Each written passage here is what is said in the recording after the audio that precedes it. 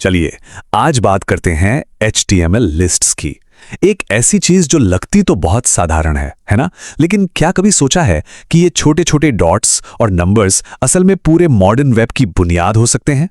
आज इसी छुपे हुए राज को समझेंगे।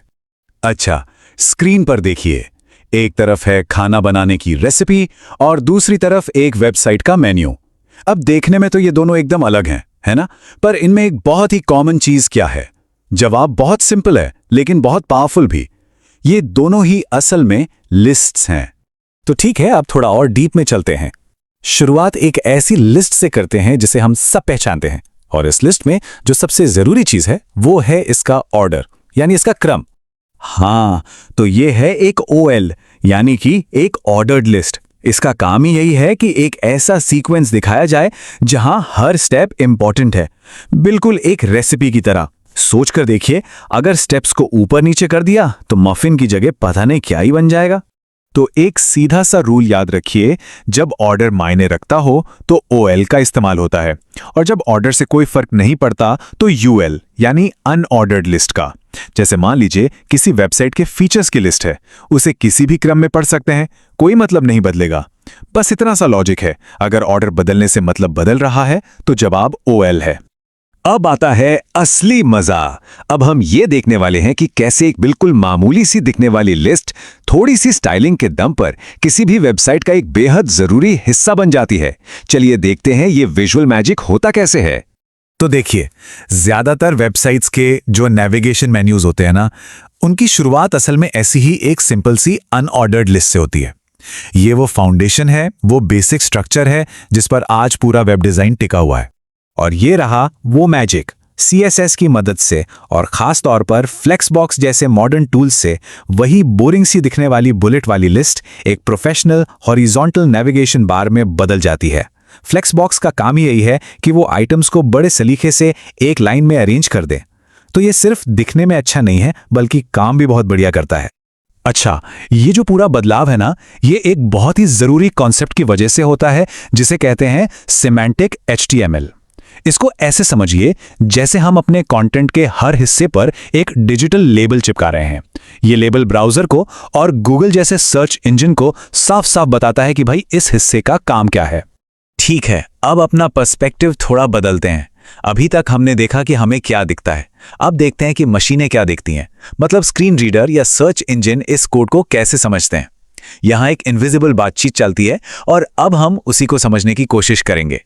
ये जो कोड है, ये इस बात को एकदम परफेक्ट तरीके से बताता है।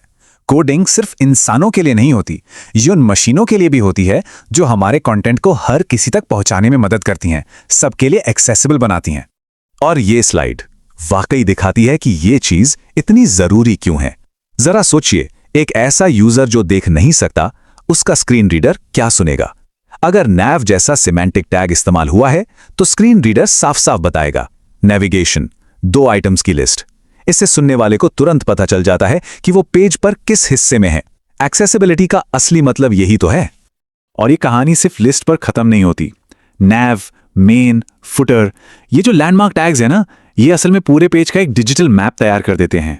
और इसी मैप के सहारे असिस्टिव टेक्नोलॉजी, मतलब जो टेक्नोलॉजी मदद करती है, वो यूजर्स को सीधे मेन कंटेंट या फुटर तक जंप करा सकती है। इससे वेब को इस्तेमाल करना सबके लिए बहुत आसान हो जाता है। लेकिन क्या हो अगर हमारा डिजाइन बनाने का तरीका अनजाने में ही इस पूरे बेहतरीन स्ट्रक्चर को तोड़ दे? चलिए अब एक ऐसी ही कहानी देखते हैं जो एक तरह की वार्निंग भी है। तो सवाल ये उठता है, क्या सिर्फ एक छोटी सी स्टाइल चॉइस एक वेबसाइट को कम एक्सेसिबल बना सकती है? और इसका जवाब बदकिस्मती से एक बड़ा हाँ है। तो प्रॉब्लम यह है, सफारी ब्राउजर का जो इंजन है वेबकिट, उसमें एक रूल है। वो ये देखता है कि अगर किसी चीज में बुलेट पॉइंट्स नहीं हैं तो वो लिस्ट नहीं है, बस।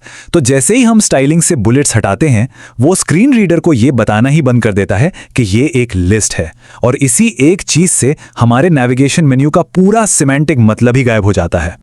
लेकिन अच्छी खबर ये है कि इसका एक बहुत सॉलिड सोल्यूशन है। हम ARIA का इस्तेमाल कर सकते हैं। ये कुछ स्पेशल एट्रीब्यूट्स होते हैं जो एक्सेसिबिलिटी को और बेहतर बनाने के लिए ही बने हैं।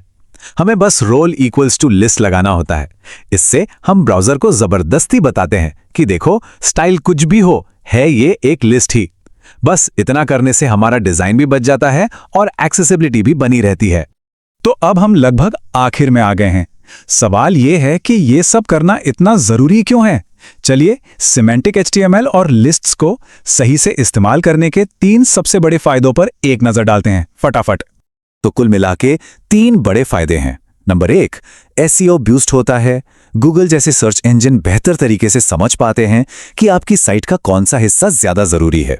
नंबर 2, एक्सेसिबिलिटी बहुत बढ़ जाती है, जिससे दिव्यांग यूजर्स भी साइट को आसानी से इस्तेमाल कर पाते हैं। और नंबर 3, मेंटेनेंस आसान हो जाता है। जब कोड खुद अपनी कहानी बताता हो तो डेवलपर्स के लिए उसे संभालना बहुत आसान हो जाता है। और ये कोट, ये हमारी पूरी बातचीत का निचोड़ है। जो चीज कभी सिर्फ एक मामूली बुलेट पॉइंट हुआ करती थी, आज वही मॉडर्न वेब लेआउट और सिमेंटिक डिजाइन की रीढ़ की हड्डी बन चुकी है। और आखिर में एक सवाल सबके लिए। वेब एक इनविजिबल आर्किटेक्चर पर खड़ा है, ये तो हम जानते हैं, पर क्या कोई और भी ऐसे छुपे हुए स्ट्रक्चर्स हैं जो हमारी डिजिटल जिंदगी को इस तरह से कंट्रोल कर रहे हैं जिसका हमें शायद अंदाजा भी नहीं है? इस पर जरूर सोचिएगा।